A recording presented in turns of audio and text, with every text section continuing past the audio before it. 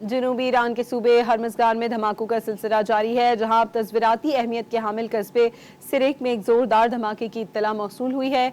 महर news agency के मुताबिक ये धमाका गुज़श्ता रात बंदरबास और कश्म के इलाकों में सुनी जाने वाली धमाकों की आवाज़ों के तसलसल में हुआ है। धमाका सिरेक के साहली इलाकों के करीब हुआ, जो आबना हुर्मुज़ के दहाने पर वाक़ है। महर न्यूज़ के नुमाइंदे का कहना है कि इब्तदाई शवाहिद के मुताबिक इन धमाकों का ताल्लुक सिरेक के खुले समंदर में होने वाली हालिया अस्करी झड़पों से हो सकता है, जहाँ कुछ ज़राए से दुश्मन की कार्रवाई करार दे रहे हैं।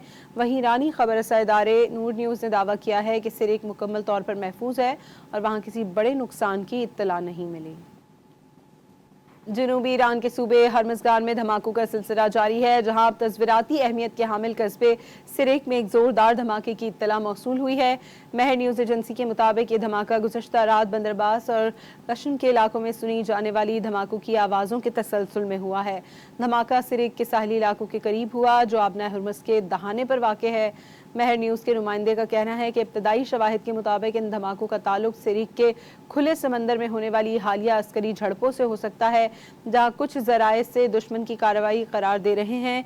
वहीं ईरानी खबर रसा इदारे नूर न्यूज़ ने दावा किया है कि सिरेक मुकम्मल तौर पर महफूज है और वहाँ किसी बड़े नुकसान की इत्तला नहीं मिली।